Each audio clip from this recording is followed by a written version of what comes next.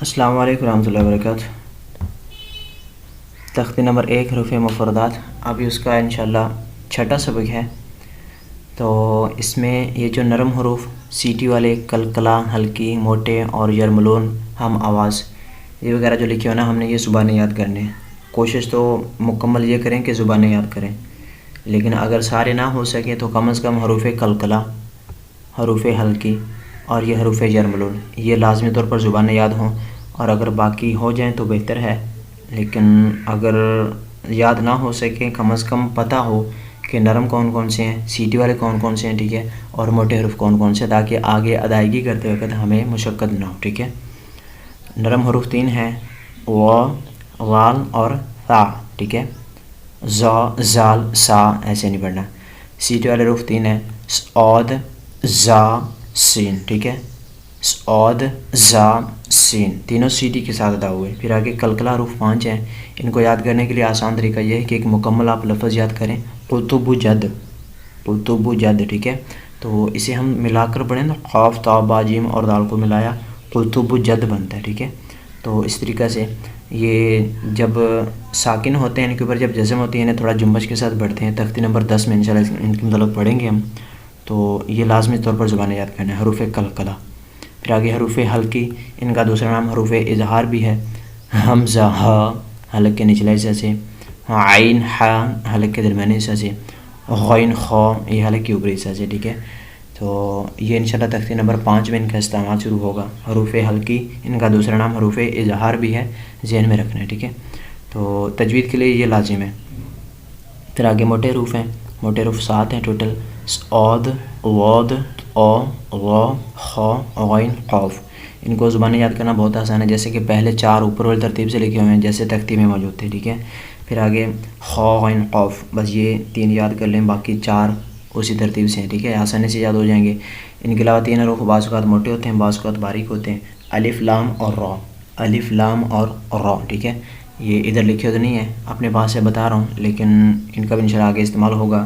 الف، لام اور را، یہ بھی سنانے ہیں، الف، لام اور را، ٹھیک ہے۔ پھر آگے حروف یرملون ہیں، ادغام میں انشاءاللہ ان کا استعمال ہوگا بالکل آخری تختی میں، یا، را، میم، لام، واو، نون، ٹھیک ہے۔ یرملون کو توڑ کر لکھیں، یا، را، میم، لام، واو، نون، ایسے ہی بنتا ہے، ٹھیک ہے، یعنی کہ ان کے نام میں ہی ان کی ادائیگی موجود ہے۔ پھر آگے ہم آواز حروف ہیں، تا، او، ان میں موٹے اور باریک کا فرق ہے، ہا، سین اور صاد۔ ہا نرمی سے، سین اور صاد دونوں سیٹی کے ساتھ پڑھے جائیں گے، لیکن صاد کو موٹا بھی کرنا ہے۔ ہا اور ہا، ان میں حلق کے مختلف حصوں سے ادائیگی کا فرق ہے، ہا درمیانی حصے سے، ہا حلق کے نچلا حصہ سے۔ پھر آگے غال، زا، زا سیٹی سے، غال بالکل نرمی سے، غاد، غاد کھینچنا بھی ہے، موٹا بھی کرنا ہے، غا یہ بالکل نرمی سے اور کم کھینچیں، زیادہ کھینچنا نہیں کہ۔ آگے قاف اور کاف، ان میں موٹے اور باریک کا فرق ہے۔ پھر آگے ترتیب حروف با اعتبار مخارج، یعنی کہ مخارج کے اعتبار سے حروف کی ترتیب ہے، تو یعنی کہ الف، واو اور یا کو ایک بار چھوڑیں، حمزہ، ہا حلق کے بالکل نچلا حصہ سے ادا ہوتے ہیں، یعنی کہ ایک طرف سے حروف کی ادائیگی انہوں نے شروع کی ہے اور باہر کو لاتے لاتے لاتے بالکل یہ زبان کے کنارے اور آخر میں ہونٹوں تک آ جائیں گے، ٹھیک ہے حروف۔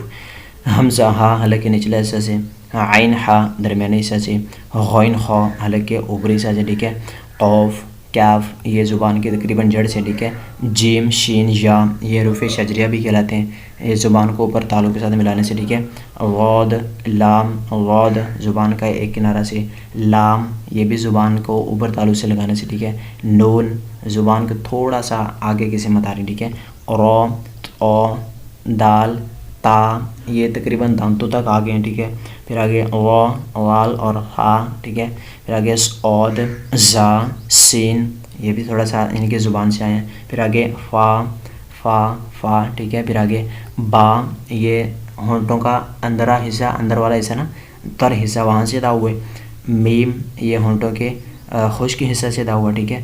واو یہ ہونٹوں کو بغیر ملائے، ٹھیک ہے۔ تو یہ ترتیب حروف با اعتبار مخارج یہ تھا، ٹھیک ہے۔ آپ یہ بھی سنا دیں تو بہتر ہے انشاءاللہ، ٹھیک ہے۔ جزاکم اللہ خیرہ۔